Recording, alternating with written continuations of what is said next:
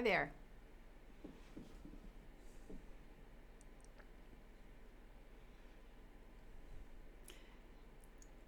Hello, hello. Hey, Stacy. Can you hear me okay? Good, good. Good, good.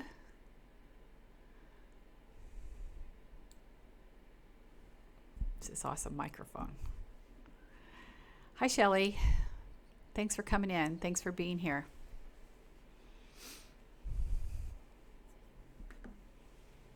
Georgia Peach. How's everybody? I don't have the background on. I'm just playing with this, seeing what my options are, seeing what I can do. Couldn't change scenes during a multi-live. Couldn't change scenes during a multi-live. Couldn't change scenes during a multi-live. So, okay. We'll just keep going. We'll wait till some more people come in. Thank you, Shelly, so much for the gifts and the heart. I appreciate that. Appreciate all the lives and the likes and the shares and all that good stuff and the follows. That does certainly help in this universe. Thank you, Stacy. What you got for me today? What do we want to talk about? So who has watched from the beginning to end Harrison Butker's speech? Because that is, if you need, now that we have the face of Project 2025, everything he talked about is Project 2025. And we now understand that not only because a lot of what's happening inside Project 2025 is being written on the side of evangelical conservative fundamentalist Christianity. He's a Catholic. So that's interesting to hear such extremist views. That wasn't just a speech to the graduating class. He was calling out Catholic leadership. I mean, just from a perspective of thinking about what kind of speech you give a graduating class from college, not talking about the anti-Semitic, sexist, racist, homophobic remarks he made, just from how much he was criticizing the leadership within the Catholic Church is incredible. Not in a good way. There was just no value in giving advice for a graduating class that was meaningful outside of just pouring in indoctrination into them. So it was really, really, really, really interesting. Hi, Lisa. Thank you for being here. But as I said, this is what he talked about. I do think it's a good idea to go, if you can finish. Again, that drives me crazy when my strings aren't the same length. Ozrox says, as an Australian, we don't have that culture so much, but just as scared. Oh, yeah, because this is a ripple that will be felt. It's a tidal wave that will be felt across the world.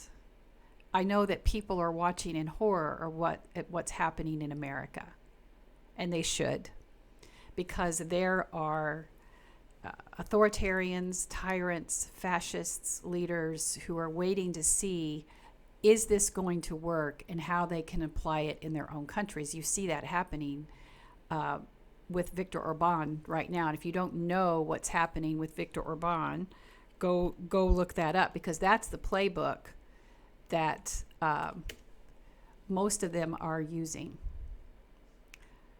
He's the leader of Hungary, and when we talk about most, I meant the Republican Christian nationalists are putting together things like Project 2025, who are the authors behind the laws that are being written to basically annihilate the rights of the LGBTQI plus community across the United States right now.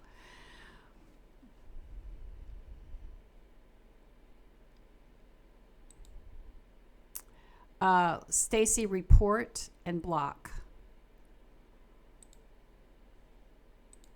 I got it.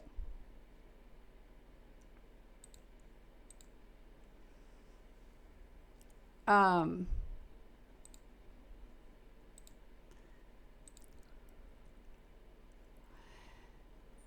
so yeah, it's gonna get really interesting, how vitriolic that's gonna be, and that really doesn't surprise me that you have that kind of people coming in here to this kind of space, because anybody who's talking about educating and advocating for rights outside of Christian nationalism, we're exposed. Yeah. Yeah, it's a little concerning. So what Ozrock says, so what is something that all people and cultures can do? Well, I think what really I'm going to talk about that from this place of, uh, Greg, I'm going to come back to your comment. But talking about Ozrock's question, so what is something that all people and cultures can do? I'm going to speak specifically, um, from the place of America, is how I am absolutely astounded at how many people don't know anything about Project 2025, don't know anything about it,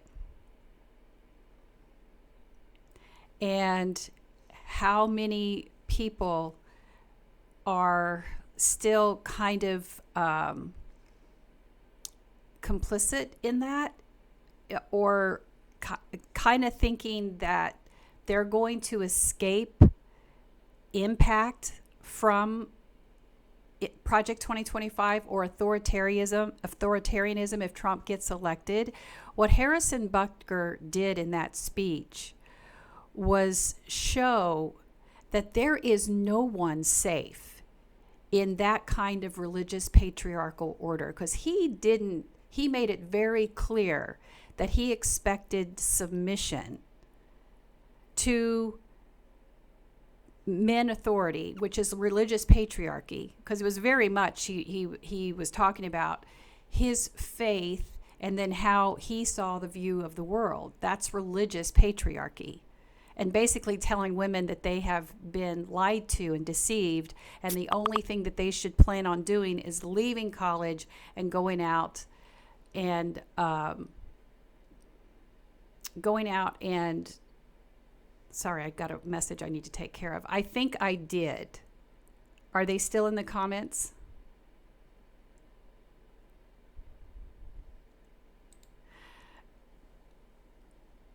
So what you have there then is a clear vision of what that looks like. And so people who are saying, well, how can it be that bad? We survived Trump. Well, they're ready with a different playbook this next time to make sure that they are prepared to implement the entire agenda of Project 25. They want to eliminate all rights of LGBTQIA+. They want to make it so that the only options women have are to be pregnant and at home. They want to eliminate all DEI initiatives. So the rights of Black, Indigenous, of people of color are going to be compromised under the Project 2025. Greg, I have grandchildren.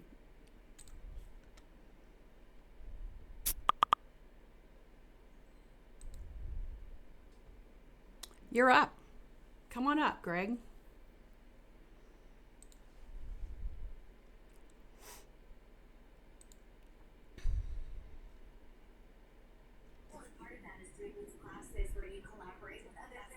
Hi. Hi. How are you? Okay, I'm doing well. How are you? I'm okay. So what? I do believe we are on opposite sides of the fence, though. Okay, But as long as you can be respectful, I I will be. I I'll was s- right. I'm from the South. I was raised. I have good parents. They raised me to be respectful and not to use derogatory terms toward anyone. I'm also a Southern Baptist, and from what I've seen a lot on TikTok yesterday and today, is that everyone wants Buckner fired.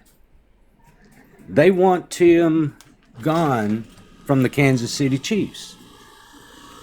And my question is this: uh, why would you want to have someone fired for speaking his mind and his beliefs?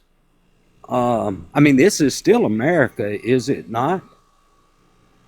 We do have a right to our opinion and to give a speech at a Catholic college where he was speaking, a very conservative Catholic college, where he was speaking to very conservative Catholic students about their beliefs and his beliefs.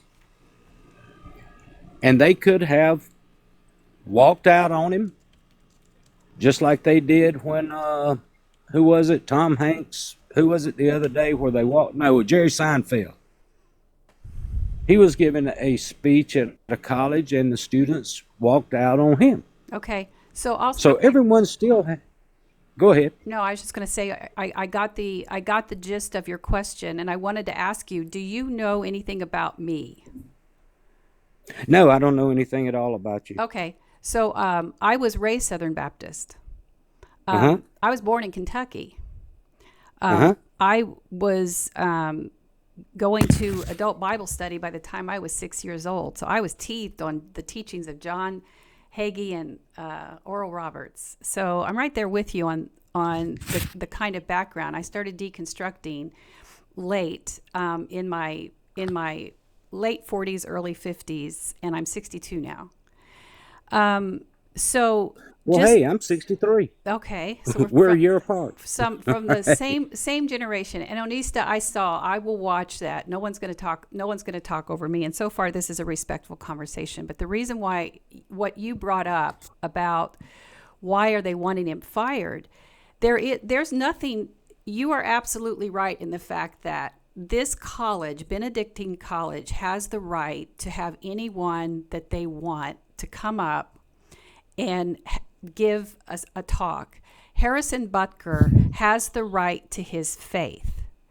But Harrison Butker also will suffer the consequences of what he says because I, as a person listening to that speech, I have the right then to say, I no longer want to be exposed to this person in any way, shape, or form. So if I know that consumerism is definitely part of our culture, right?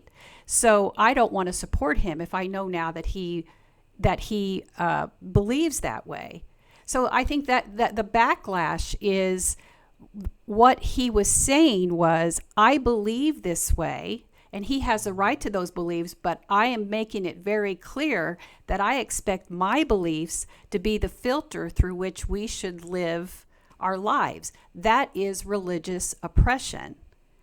And so when I say he was the face of Project 2025, are you familiar with Project 2025? I've seen bits and pieces of it. I really don't. I see a lot of projects that are quite have been around for Hi, several Liza. years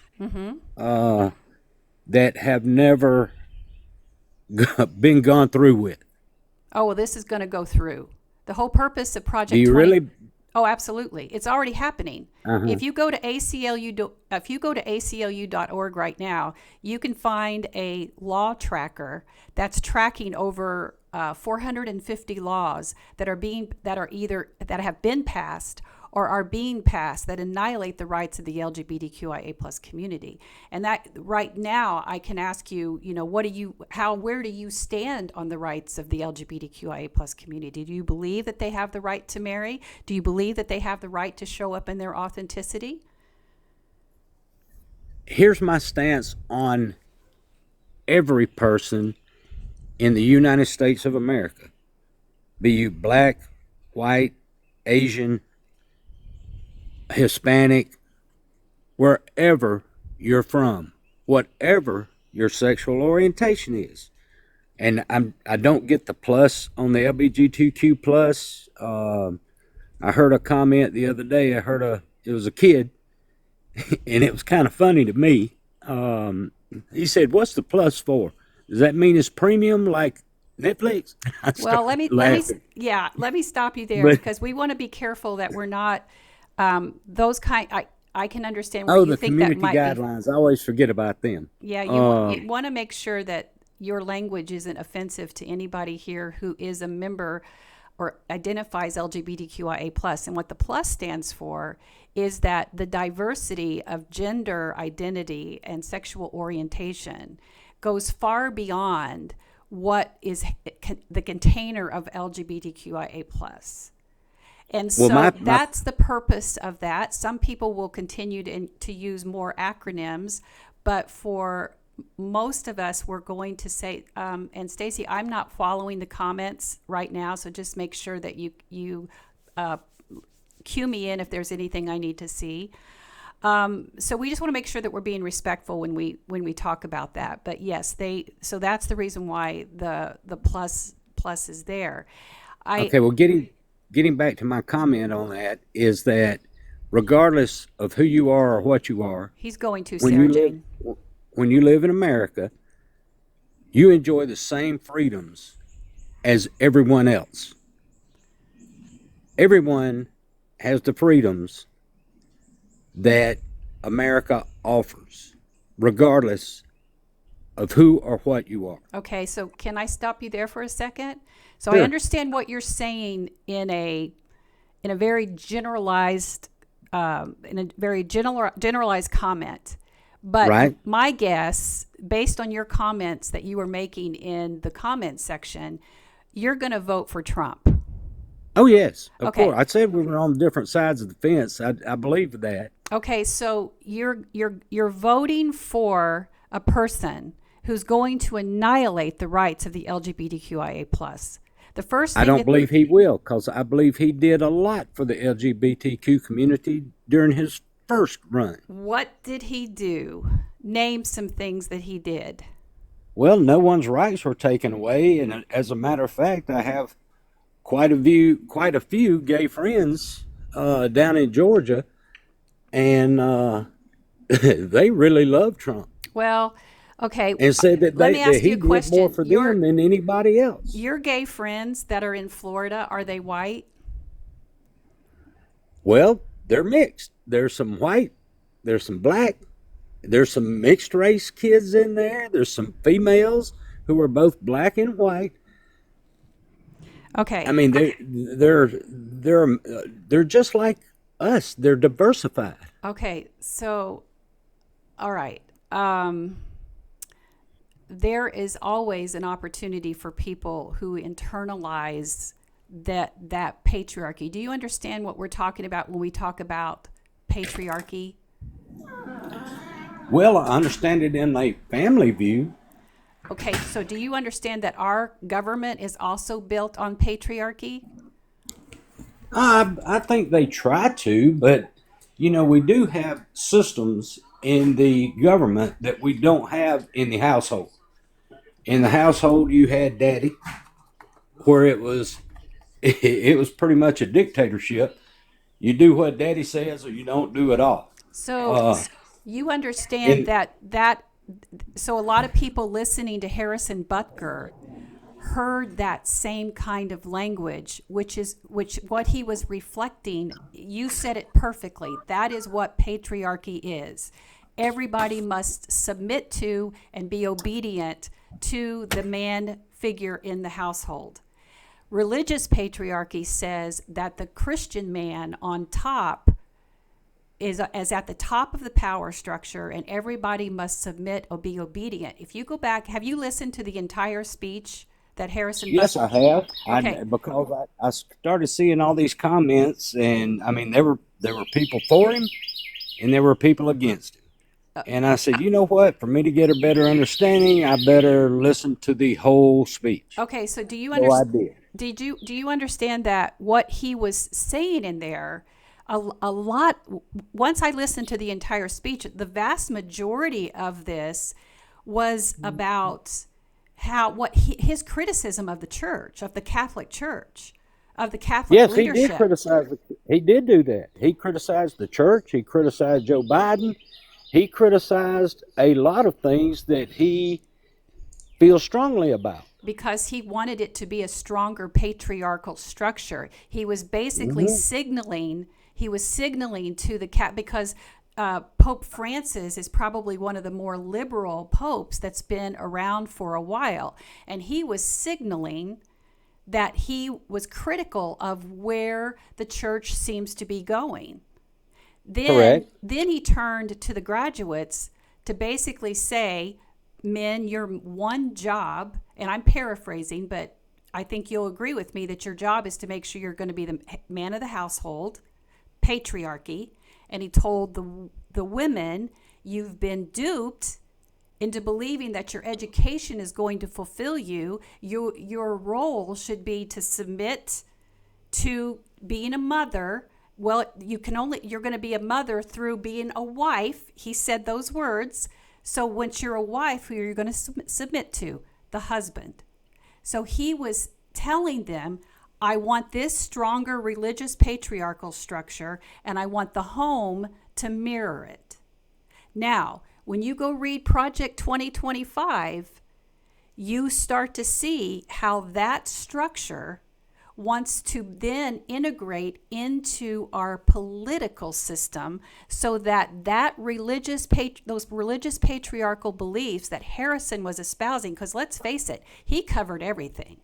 He covered everything from attacking the LGBTQIA plus, criticizing women who wanted a career, dismantling. I don't think he criticized them. I didn't hear any criticism of them wanting a career. I mean, because I looked him up too. Okay. His mother's a PhD. His wife has a very good career. Yeah. But this is where patriarchy has exceptionalism, because it's not for him. It's for you.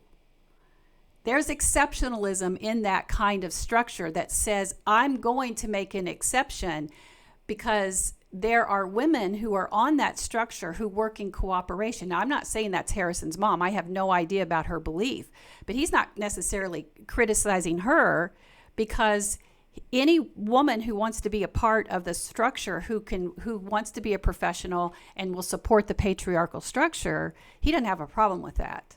So women will internalize their patriarchal beliefs and still submit to the man authority.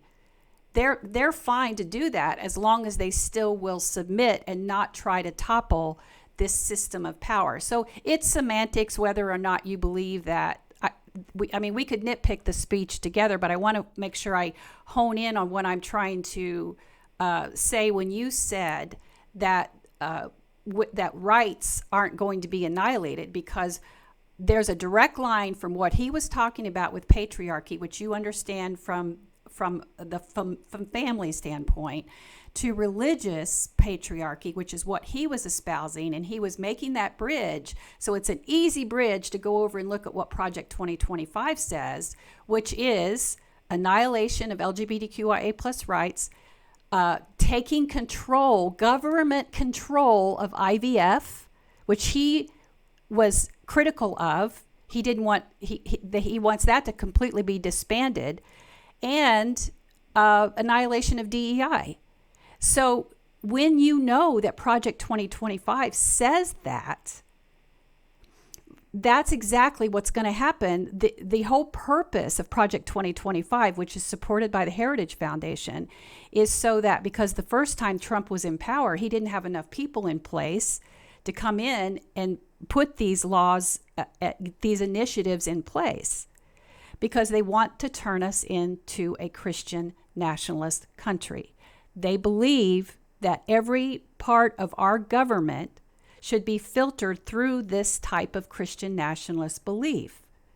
So if you don't believe like they do and worship like they do, you are somehow going to be negatively impacted by their laws. So that's what's really scary. And what's really, really scary is how many people think that they're going to not be impacted by it. So I would just encourage you to spend some time understanding what Project 2025 is, because, Well, go ahead. you also just made an important point that I think maybe you should look at a little harder. The reason that it passed through the first time was because he did not have enough people supporting him to get it done. So I believe, which DEI, which I have a whole different view, I think it's the most racist thing that's came about, but that's just my opinion. Um, but with that being said, that he doesn't have enough people Hi, Amy. to go through with it, he will not have enough people to go through with it again.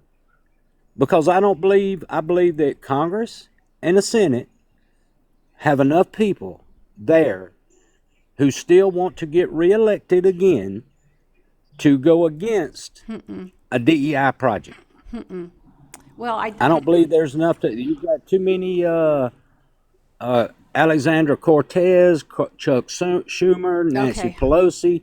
There's enough of those in there to strike down anything that DEI proposes. Okay, I don't want to. I'm not going to go there because I 3,000% disagree with you. And my guess is, if I ask you this, I know what your answer is going to be.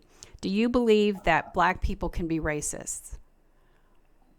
Yes, Okay. I know some. Okay. All right. Do I are grew up in South Georgia. hey, We have a huge I was black I was population born in there. Louisville. I was born in Louisville. We're exactly the same age. So no, don't go there. Don't go there. That's not we. It's not the same experience. And you have to understand No, it's not, because the community I grew up was 80% black.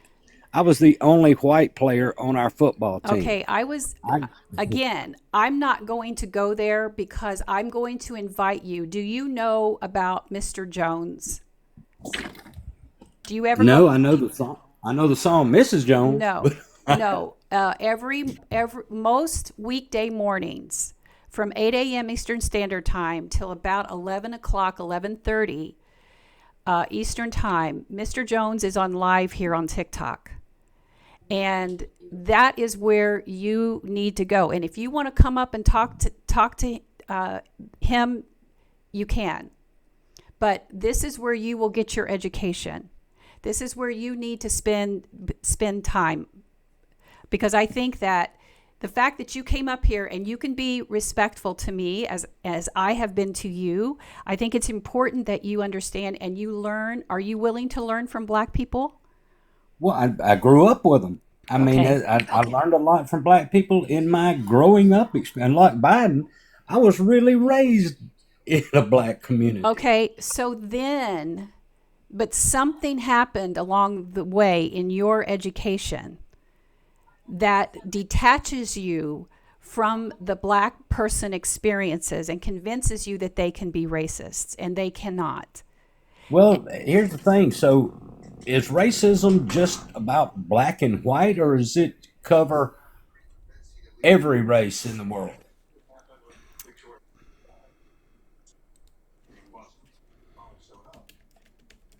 I'm here. I'm going to pull up I'm, I'm I'm going to just, pull up a I'm because if I know black people who just really do not like Hispanic people at all, Okay. is that We're racist? just going to talk about we're going to talk about black and white. But Okay. black people don't have to like white people. That does not mean they're racist. So But if here's, they I want you to, really don't like Hispanic people, that makes them non-racist. I want to read you the definition of racism. Racism is prejudice, discrimination, or antagonism by an individual, community, or institution against a person or people on the basis of their membership in a particular racial or ethnic group, typically one that is a minority or marginalized. Are white people a minority in this country? No, white people are not a minority in this country. We're like a big majority. Okay. So then, just based on that definition of racism alone, black people cannot be racists against white people. That just on the basis of that definition, you can go pull it up right now on Google. Hey, that's a textbook definition. I agree with the textbook definition, but that doesn't. There's always gray areas in a textbook definition. No, and I really do want to invite you, because I have a lot of people here talking about deconstructing, and I have a queue of questions related to this and related to what Christian nationalism is. And I want to make sure that your education related to this needs to come from black people. If I knew there was somebody here in the conversation who I could bring up, I would. Thank you, Larry. You're kind. But I don't see anybody. Lynette, Stacy, I'm sorry. Do you see anybody in live that I could invite up? Let me go see if there's anybody here. I don't know who Jason or Cornbread and Milk is. What do y'all want? All right. Hey, I'm going to boot you out. I appreciate you being here. I do wish that you would go read Project 2025. Okay, I'm going to follow you, and I'm like you. I have to just follow me back if you would. All but right. I'm definitely, I don't have many videos, and I don't do lives and things like that. But matter of fact, I think I only have 2 pictures on my profile. But I'm going to follow you, and if you'll follow me back, I enjoy a good conversation, as you said. Not screaming and yelling, but listening to each other, and being, just honorable to each other. And we'll do this again sometime. Cause like you, I'm going to have to go. I've got things I've got to do today. So I enjoyed the conversation. Okay, I appreciate it. Thank you so much for being here. We'll talk again, and I think I can disconnect you. Bye now. Okay, thank you.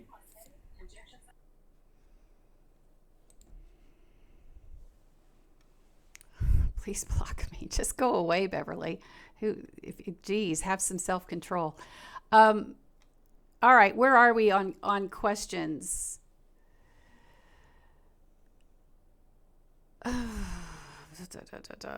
Will you please want to have a dialogue?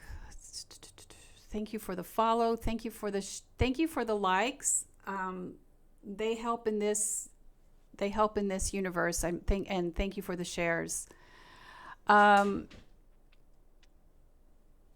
Where are we? Thank you. Thank you. Life is Good says, thank you, Rev Karla, for trying. I'm okay with having a conversation. I have these conversations all the time with people in my community and in my family. As long as you're going to be respectful, I don't think I changed anybody's mind. And I could see this going on for hours. And I don't know. Other people are much more informed and prepared. So I really hope he goes into Mr. Jones Live. And if you're not going in there, please do so, because that's where we have to spend our time. Amy, do you want to come up? Are you still here?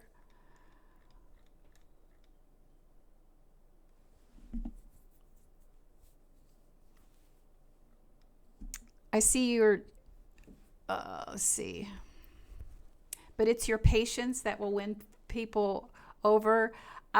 Possibly, I don't know. Jason, I don't know anything about you. Let me see your profile. I'm not bringing up anybody here that just wants to yell at me. I'm not into that.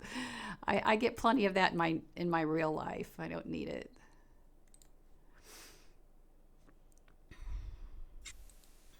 Hi, hi, Hi, my, Rev. hi, my friend. How are you? I'm good. I'm Uh, good. I Stacy, think I I got an cannot echo. see any of my pinned comments.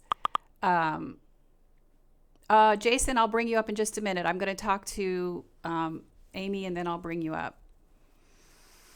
Hi. Hi.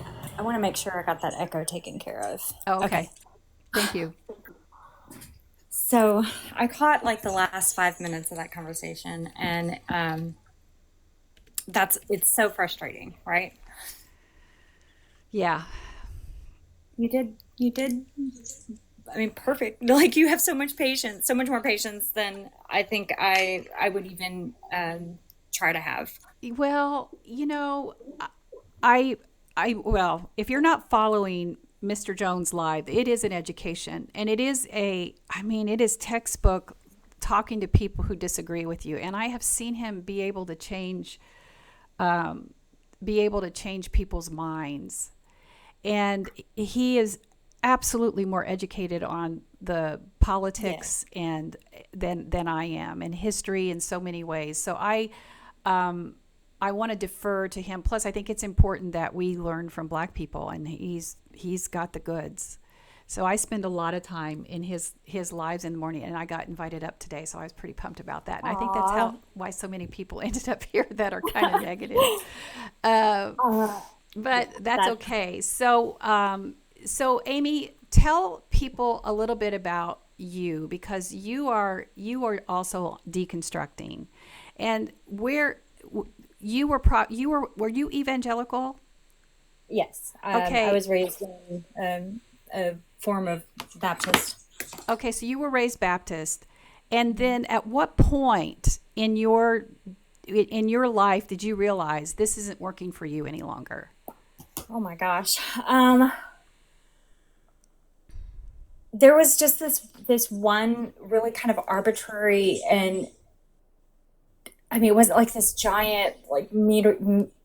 What's the word I'm looking for? Like cosmic moment that everything just started to click. It was just really benign situation where I was at a church that I'd been visiting for 6 months or so, and they did like the altar call is what we called it, or the decision, the come to Jesus moment of the sermon, and it just hit me as completely inauthentic.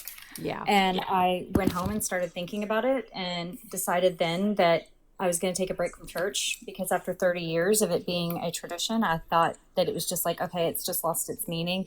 And so I started reading the Bible really, really thoroughly and with a new lens. And that was kind of it. I mean, there were all these things that I was able to gaslight myself about, like the tradition of quote unquote biblical patriarchy, which is just really secular misogyny, holding a Bible, right? Mm-hmm. I always had to justify those things or look the other way when they happened to me and other women, and um, that had always been a concern. But it was just this really strange moment of like, this isn't real for me. I think There's that's something wrong here. that's a good point, and I think that's why it's important that people understand the the link to religious patriarchy and patriarchy in our family experiences, and our entire governmental system is set up in a patriarchal structure, which is why we have so many more men in power. The demographics uh, of our civil governmental structure is skewed towards men for that very reason. So, we have to do a better job educating people, recruiting people to come in and be a part of our systems, or it's never going to change. I'm going to bring up, if I still have somebody in here, I'm going to bring up Jason, who said he wanted to talk about. I'm not very good at this, so just give me a moment. Hi, Dark West Coaster. I'm so glad you're here. Scarlett says, I was lucky because my mom got kicked out of the church and I grew up very free of all this. Yes. Good deal. Hi, Danny. So, Jason, are you here? Yeah, I'm here. How's it going? Okay. How are you? I'm doing good. You said you wanted to Is talk there? about Christian nationalism is not biblical. What do you have to share? Oh, well, I think there's a bit of echo. Can I drop down? You bring me back up? Sure. Okay, thanks. Yeah, Yeah. I'm kind of getting it too, but do you want me to stay or do you want to just have one person at a time? Are you all hearing their echo? I'm not hearing it. I'll go ahead and drop you off, Amy, but please come back Okay. up if somebody comes up and the conversation gets interesting. Oh, you know what? In that case, I will just stay muted and Okay. I'll be right here. I'll be your right hand. All Okay, good. I'm going to bring up Pray Me Away Sam. Hello, how are you? I'm good. How are you? I love your username. Oh, thank you so much. I actually have a question for you, and I'll be honest, I love your account so much, and yet every time I see you, I have a trigger response, just because of my experience with conversion therapy and the church. So I have to constantly remind myself, nope, she's safe, she's safe. Like, Oh, and so sometimes I just can't handle it, but when I can, oh God, I just love your account so much. And I guess I just wanted to ask, like, do you think there's ever going to be a day when like Christians can reclaim just like the message of Jesus, because like if being a Christian is to like love other people, then I'm still a Christian, right? Even though I call myself an atheist. I guess I'm really concerned that the right has just really taken over what Christianity stands for, and I just don't really see I just don't see hope, and I'm wondering where your hope is. okay. Well, may I touch a minute on your trigger? Of course. Okay, because I love if you and I were in spiritual care right now. What I have found if not 100% of the time, 99% of the time, the first thing that somebody says to me is the clue of where we're going.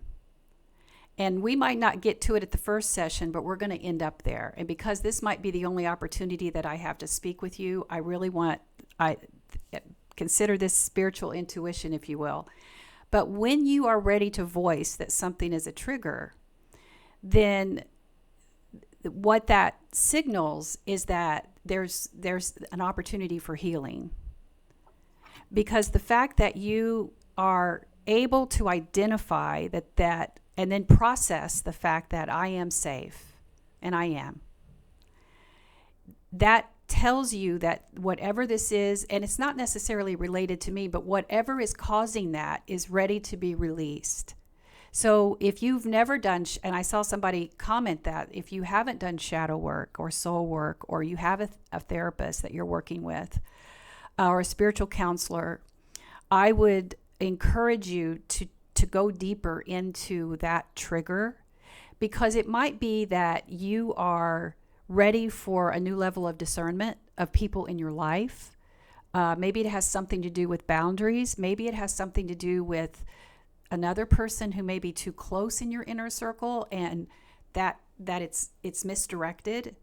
I don't know. It would take work, but I would just encourage you to spend time with that, because that feels like an opportunity. And the fact that you trusted me in this space to say it, I really feel like you're ready. It's time. That's no judgment. You do not have to respond. Oftentimes, when I say things like that to people, you're not accountable to me. It's just me offering that to you. Thank you. Now, to your question, so you're asking me, can Christians get back to this place where we are just dealing with the message of Jesus? And so that could be like the Beatitudes, or love your neighbor as yourself, love the Lord God with all your might, and love your neighbor as yourself. The challenge is going to be, when you look back through the history of Christianity, where you have the schism of the Orthodox Church schisming from Catholicism, and then you have the birth of Protestantism. And now we're at a place where there's like 35,000 Christian denominations worldwide. that the thought that everyone's going to be aligned is not necessarily realistic.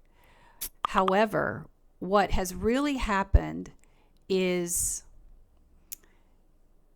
this marrying to power, this control, and that happened early. I contend that it happened when Nero made Christianity a legit religion. And people want to boast that that had something to do with his faith, when in reality it was a way to control it. When you can legalize something, then you can be a part of manipulating and control it. But it gave leaders power. Then you could spend hours going through the history of Christianity, but let's just stop for a minute and look at King Henry VIII, who started an entire Church of England, schismed from the Pope to start a Church of England just so he could make himself the head and divorce his wife. For a divorce, the man started a church. And if you just focused on that alone and said, well, look, then what happened? Several centuries later, you have King Edward VIII abdicating his throne so he could marry his divorced wife, because they wouldn't allow any royalty to be divorced. And however, then they were able to change those rules when King Charles is part of the lineage. Isn't that convenient? So Christianity is certainly willing to change if it reinforces that religious patriarchal structure. So we're dealing with this. Then let's turn our attention towards America. Okay, let's just stay there for a minute and stay with this concept of manifest destiny. And if you're really interested in that history, I recommend a book called Religious Tolerance in America. It's a brutal read. But when you want to hear about how people justified the brutalization and the abuse that was inflicted upon the original people of this land based on their faith, then you'll hear the accurate history of this country. That's in our DNA here. This rationalizing is back here somewhere, and it trickles into these patriarchal structures that are our Christian denominations here in America. So this DNA trickling into us tells us that somehow we have the right as Christians to be to coin a phrase from Jerry Falwell's time, a moral majority. And we tend to puff ourselves up as being morally and spiritually superior than other people because we're Christians, and we begin to believe this thing that we are a Christian country. And that, let's face it, in the 60s, over 80% of Alabamans were Christian. And I bring that up specifically because of that the civil rights movement impacted so greatly what was happening there. And you saw it play out in real time, from the birth in the 1800s of the white men wearing the white robes to Martin Luther King Jr. starting the Southern Christian Coalition based on his faith. It's all Christianity, but you have some saying, I get to hold on to my white superiority. God is ordaining me to do that, and I'm going to show it by putting on this white robe. And if you don't know that the link to Christianity, it's there. And then you have Martin Luther King saying, no, I'm going to take that same Christian faith and I'm going to go down the street and worship a different God that's calling me to start this Southern Christian Coalition. And then you come up through, if you don't read Heather Cox Richardson, today she wrote about the history of the Brown versus Board of Education. And in that, she's talking about how segregation was the start of this religious right. She lays it out in a timetable so you can see So here we are up to today. And again, I'm doing a high fly over here, but here we are up today. I didn't stop at the family and its instruction, because what really ended up happening around the civil rights era is church leaders started to see, like, if we don't do something, we're not going to be the majority. If we don't change something, white men aren't going to be the ones in power. So they started laying the plan. And that's when you enter Jerry Falwell, Ronald Reagan, Mitch McConnell launching this plan that's culminated up to today. So we are at a pivotal point in our history. We are at another point that's even more, I believe, more dangerous than the civil rights, because of how closely we are to losing our democracy, how dangerously close we are to losing our democracy. That would take generations to return, if we ever could. And I don't use those words lightly, because I do believe that we are still the majority, but people need to hear how dangerous Christian nationalism is and what this Project 2025 will do to our country. So to get back to that message, when you have people like Pastor Russell Moore, who is a Southern Baptist, a big leader in that evangelical Christian movement, but a very open critic of Trump, having pastors tell him that they can't even preach the Beatitudes. They can't do a sermon on love your neighbor. That's in Christianity Today. You can go look that up. For anybody who doesn't believe me that isn't true, you can go look it up. Go look up Christianity Today, Russell Moore. I'll just find it for you real quick.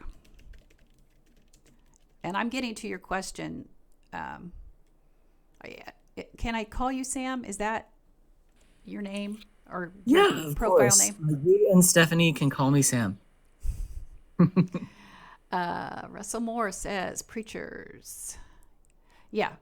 Let me see if this is it. I found it in Newsweek. That's not one of my favorite places to find it. Christianity Today. He's the editor of, I think he's an editor of ChristianityToday.com.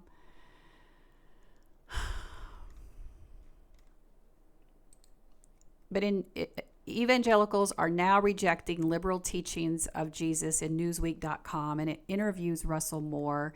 And I also saw it in Christianity Today, but I'm not finding it right now. NPR.org, he was a top church official who criticized Trump. Now he says Christianity is in crisis. That's from August 8th, 2023, for anybody who wants to know.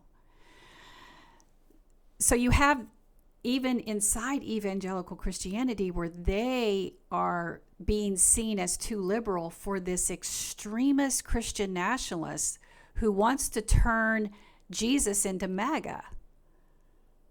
And there isn't alignment there. There is not alignment. But those sermons remind them that there isn't. So I think, thank you, moral atheist. So I think you will start to see another type of rising. Now, I'm not dismissing what the progressive Christian church is doing, because there are a lot of progressives who are being outspoken about Christian nationalists. There's a lot of progressive who are talking against Trump. So I'm not putting all of Christianity inside modern American Christianity inside that bubble. There are some who are speaking out, but there's not enough speaking out about Christian nationalism and the threat of that. Now that I've given you that roundabout, I will answer your question.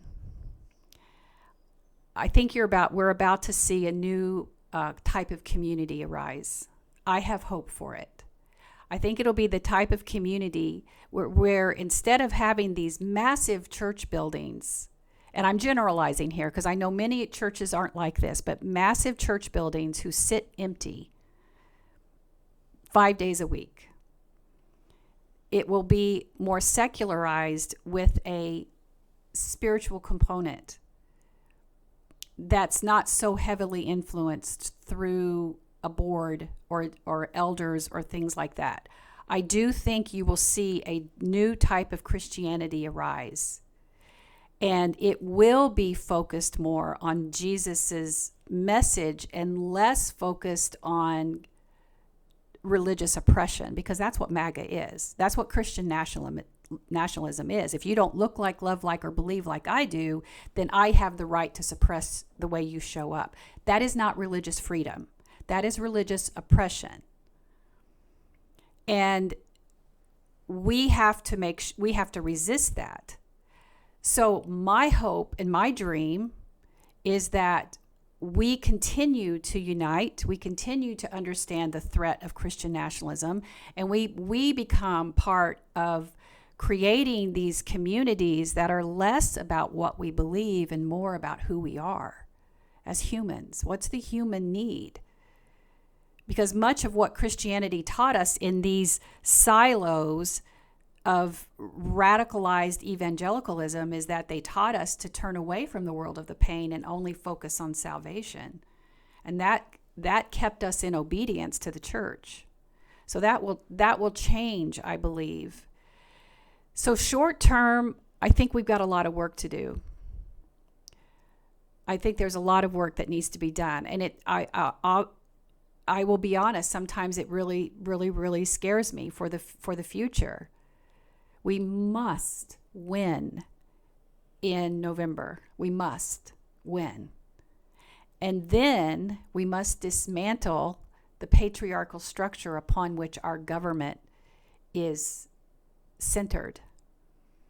The system has to change because it's too reliant upon a religious patriarchal structure. We must see how they're all connected. That's how Project 2025 is reliant upon the religious patriarchal influence to make that structure work. They're just going to move in a bunch of extremists into government to hold that in. So that's why we must work hard. We must stay awake, use your voice, and vote. That's what we must do. Does that answer your question? Yeah, actually, thank you so much. I love that you started by just really zooming out and looking at the history of like what's happened, where we've come from, and then taking it to today so that it really applies. Because I guess what you're really telling me is that it takes people standing up and saying that, you know, you're a Christian and that's not what Christianity looks like to you, because you do believe in the Beatitudes.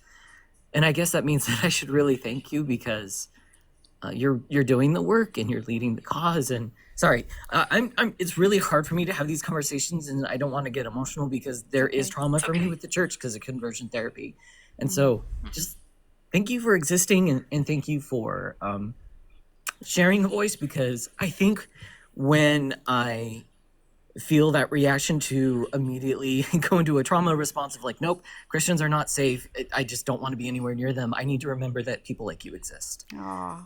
And I need to remember that it's hard and that it takes a lot of people to speak out, and you are doing that work. And I think you're also helping me realize that, you know, as much work as I think I've done with healing from the harm, there's always work to be done. And I guess my last question would be just coming from the place of where I work, because I help conversion therapy survivors every single week, and we talk about anything and everything. And just so many of us have a huge distaste for religion because of what happened. And there are still people who are religious, and we do make space for them, but it's just so hard when the trauma is so deep, right? Because they tortured us, and they tried to use religion to force something that can't be changed to be changed. And so I guess what I would love, if that's okay, can you maybe give me a response that I could use for my group of conversion therapy survivors to say, you know, what does Christianity to have to offer the queer community? Not saying that queer people need to be Christian if they don't want to, but like for the people who choose to stay within Christianity and are queer, is there something that you think that I could say to maybe help bridge the gap for people who just really struggle to even consider the church can be safe? Yeah, I think it's hard to. First of all, thank you for all your kind words and for sharing your story and for the work you're doing. Oh my goodness, that's important work. Um, that's a hard that's a hard thing to answer because so many people are at different places on their healing journey. But the one thing that and this what I'm going to say is in no way we can give you a recording of this, but it is no way meant to minimize anyone's pain. It is no way meant to minimize. But when you look at the statistics, at the number of Christians who support conversion therapy, it's a really small subset of people. Now that doesn't mean that anybody who thinks that being, they use the phrase being gay is a sin, they're also not safe because it extends beyond just someone who would support conversion therapy. It extends beyond someone who says, well, I'm comfortable with you not having the same rights as I do because I believe that being gay is a sin. And that bucket is much broader. That's where, I've got huge problems with the difference between a welcoming and an affirming church. And do you know the difference between those two churches? Those two types of churches, do you know the difference? Me personally? Yeah. Yeah, but even then, I'm always hesitant to believe that they're actually affirming because we know there are so many people who will in one breath say, well, conversion therapy is wrong, but then in the next breath say that, well, being gay is a sin, which to me is a low-key form of conversion therapy, because if you're suggesting that it's a sin, you're suggesting I can be saved from it, which to me means conversion therapy. And so it's hard to believe it's hard to not think that they're speaking out of both sides of their mouth. 100%. You are 100% right. And that was going to be my next thing is just because a church, number one, says it's welcoming does not mean that they're affirming. And just because a church says they're affirming doesn't mean that they can be a safe space. And I have seen that play out in real time with people who, can you bring people up, Stacy? With people inside the church who were incredibly homophobic, even though the church itself said it was affirming. So you're absolutely spot on. I advocate for an ally or a safe person to be your person with you. They're the ones who make the calls. They're the ones who understand what it means to be a safe and sacred ally. They're the ones who understand what it means to be the voice of the person. If moving back into church is an important thing for you. So like for me, Shannon, I think she's trying to bring you up. I don't know if you can. She can't. All right, hang on a second. Hey, Rev, I'm so sorry. I've got to go. The kiddo Amy, needs me. So thank you for having me up here. Yeah, thank you so much. We'll do this again. Awesome. Sam, I love you to bits. Good to see you. Right there. Bye. Shannon, you're up. Hey. Let me finish what I'm saying, and then you can talk. I advocate for that so that anybody who wants to be in a church community, then they have someone who is going to advocate for them. And so I'd like to see us turn to training people to understand what it means to be an ally inside a church, so that person represents and speaks on behalf and interjects themselves into any kind and educates themselves or educates other people on what it means to be a safe and sacred advocate. So at this point, I think that the way I would look at the situation is that I would want to give people hope when it comes to the people who are looking at conversion therapy, that there are a lot of people inside Christianity who are looking at this and understanding that things need to change and the structure within the church needs to change in order to make that safe. for them. But sitting as someone who's unchurched and has been for years, I would have a hard time recommending like a specific denomination, because I know that that's you have to be careful within, like you said, within certain churches. However, I would recommend certain TikTok accounts to follow, just because I know that they're educating people and helping them find at least virtual communities so that they can find hope in that. So, Shannon, did you have something to add to this conversation that we're talking about, or was it something else? Is the gentleman still here that was talking about he was in conversion therapy? Yes. Yes. Who is that? What's his name? Sam, what are your pronouns? He, they. Okay. Okay. Thank you. Hi, Sam. I'm Shannon. I'm also gay, and I'm a Christian, but I'm kind of slowly, actually quickly deconstructing now at this point from it, and a big impetus of the reason that I started deconstructing was because of the fact that my church just cannot accept that I am, that I'm gay. And well, actually, it's not even so much that the church, it's so much that I keep arguing with God about it. Like, how can your words say that it's wrong? How can you be a loving God and say that I can't be who I am? Or maybe the word is flawed, and maybe, God, you do accept me. It's just that this so-called Bible is not really holy after all. Maybe it was just put together by men who didn't really know what they were talking about. So that's what's going on with me. Well, yeah, go ahead. No, I was going to say, and I appreciate that, and I do think, like I said, the church is in a transitional time, and I know that there are many people trying to figure this out. And I do believe, when I first started deconstructing, one of the first books I read was by John Shelby Spong, and it was called "Christianity Must Change or Die," and that title terrified me, because I thought, that's my faith. That can't be. How can that be? I'm in love with my faith. But as I read that, and I started to understand not only the importance of deconstructing, but also decolonizing my faith, I believe it. I believe it. It must change.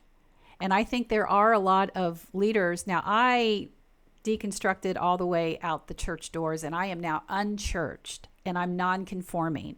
And I know better than to never say never, but where I am right now, I'm happy unchurched, and I'm happy non-conforming. And that means that I don't explain my faith now, but I hold on to that title of Christianity because I did the work. I was baptized twice, okay?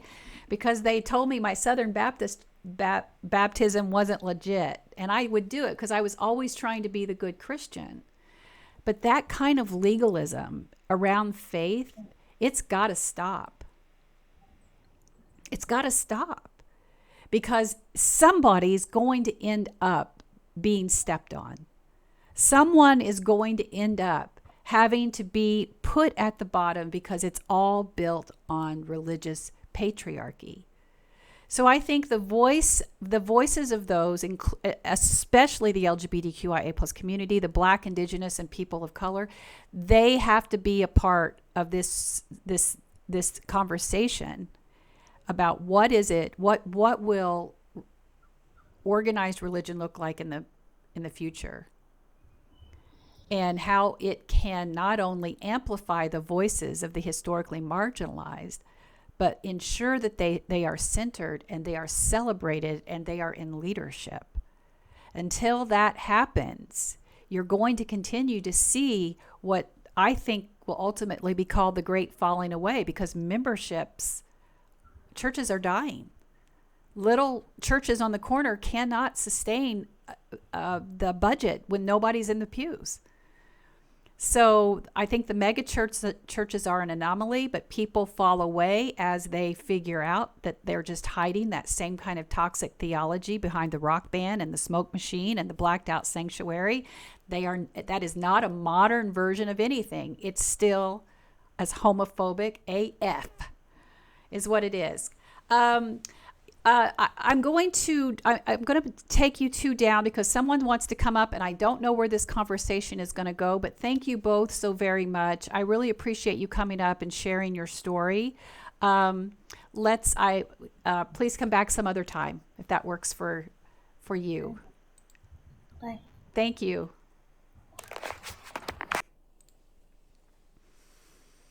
Okay. Hello. Good afternoon. Hi And there. thank you for allowing me into your space. All right. What would you like to talk about? Well, I've been listening to you and being educated. Like you was telling, white people to go and listen to be educated about the black struggle. And I'm listening to you learning about the religious struggle. I would claim myself as a whitewashed Baptist. Okay. Okay. If that makes any sense. So Project 25, I'm trying to get a better understanding. Are you for it or against it? I'm against it. I'm terrified of it. Okay. And you was explaining about, the gays and how would this program affect them? Also, the black community. Okay. Can I just pause here real quick? What's your name? Cornbread? Yeah. Okay. That's just my, yeah. That's okay. I'll call you Cornbread. First of all, the phrase that you just used for the LGBTQIA plus community is a derogatory phrase. So Well, I'm going I'm to educate you on 74. that because you probably Thank have you. never been told that before. But you said, I'm going to have somebody type it because I don't even like to say it. Did you hear it? Did somebody hear it? Did anybody catch it? What did I say? Well, I'm not trying to I trying to wasn't putting belittle it in- you. I'm got opportunity. So I'm gonna type it. Can you see the comments, Cornbread? Yeah. When I said the gay community, is that That's what not what you said. What did I say? I'm gonna type it. Okay.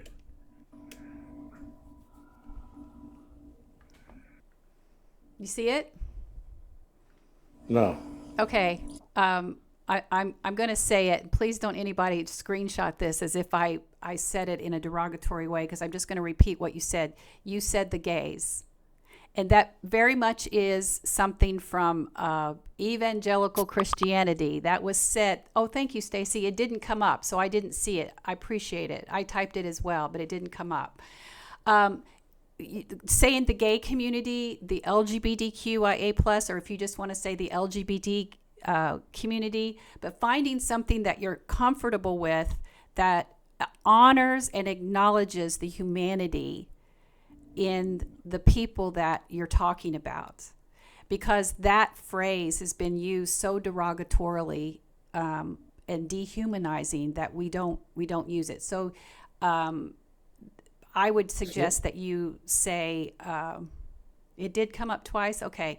I would suggest that you just say the LGBTQ community or something like that. But please go on with your question. I think I've lost it now. I'm sorry. Well, I apologize because I'm a baby boomer and I was born in '49, and that was just not derogatory, but that was just it. I apologize. That's the reason why I can tell that you probably have never been told that. And the only reason then it becomes something that's more insultingly is if you choose to ignore someone telling you that it's an insult and you continue to do it. Sometimes it comes out and you can apologize, but just when we try to do better, then people know that you're trying to do better. So that's the reason why I offered that to you. But please go back and tell me your question. I was just asking about the Project 25. How would it affect the?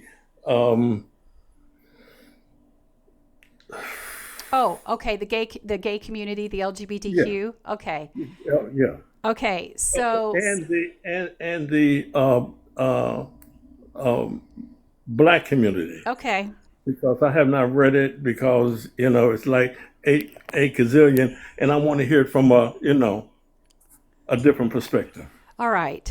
So Project 2025 is it's an aggressive initiative that says that when a conservative president is elected in 2025, so it's not necessarily about Trump, even though that seems to be the nominee that's going to come forth. They have everything in place to launch on day one. So what happened is, I think even they were caught off guard when Trump was initially elected. And when he was initially elected, they did not have enough people in alignment, ready to go, who were prepared to take office. And So now, because I had heard somebody said that couldn't happen because they got F, Y, and Z in there. What I'm also understanding, that once he comes in, he can just tell them to leave. I don't know what you. People. Yeah, oh, I know. see. X, Y, and Z. Yeah, he can. He can fire. He's going to. What they're going to do. The first thing they're going to do is eliminate. Hold on, I got it list here somewhere. They're going to eliminate the Department of Education. They're going to Okay. eliminate it. They're proud of that. So what that means is, if you eliminate the Department of Education, there is no oversight. And the reason why what they want to do that is because segregation is the ultimate goal. Separating black people from white people. That's since the 60s, since the Brown versus Board Education, that is what they've tried to do. Do you know who Heather Cox Richardson is? Cornbread? No, I don't. Okay. So if you go search Heather Cox Richardson, are you on Facebook? Yeah. Okay. She has an account with like almost 2 million followers, and every day she writes something. Today, she tells the history of Brown versus Board of Education, and how it's the birth of the religious right, and how everything they're doing now is to protect the white man in power. So she gives the entire timeline of what that is. So that will give you some structure on the importance of the Department of Education, because that's how we ensure that our students, regardless of the color of their skin, regardless of their beliefs, regardless of their ethnic background, whatever, they get equal opportunity in education, even though it's very flawed. Primarily, that's what the Department of Education does. If they eliminate that, then they're going to be able to direct taxes to private Christian schools. Our public schools are going to be Eliminated. at risk, jeopardized completely. It also will allow them to infiltrate public school with operatives. So right now you're seeing that across the country, where some school boards are moving to try to allow Christian-based counselors to come in and be school counselors. Do you see that as a problem? Is That that in people who are public school? unqualified to be school counselors, they're pastors, they're pastoral counselors, to come in and be school counselors. That's a problem. Yeah, big problem. Okay. They're not. But are you talking about they will be able to come into public schools, or just to religious Public. schools? Public. Oh, no. Okay, so no. that's the first thing that Project 2025 is going to do. Then it's going to allow the Department of Military to come in and be able to go in to like domestic law enforcement. So what that means is they can come in to any state. You can enact the military to go in to any state, anything that's happening in there, and basically control the situation violently. Now, we have the right to protest. We have the right to use our voice, and they want the opportunity to quell all of that with military force. That's a problem. That's That's what they're doing today. that's a constitutional problem. And we see that happening right now. Yes. But not the Then military. so there's a classification of civilian citizens who work in different departments across the United States in national government that is called the F status. They want Project 2025 will eliminate all of those employees. They all will get fired. So if you know somebody right now who works for the federal government as a civilian employee, they're going to get fired. And they're going to replace them with Christian nationalist loyalists. Again, they talk about this out loud. They're proud of it. So that's the reason why you know, it's a 900-page document, but when you read it, this is the kind of thing that you see. The people behind this, let me ask you a question, Cornbread. Do you have anybody in your family who used in vitro fertilization to have a child? No. Well, do you believe in vitro fertilization as a right for someone to be able to use to be able to become pregnant? I believe that a woman has the right, you know, to accept or reject. That's her right, not a Okay. man's right. Okay. Nobody else's right. What they want to do, and I don't know if did you pay attention to what happened in Alabama when they ruled that said that the frozen embryos had a constitutional right to life? That is Project 2025 mindset.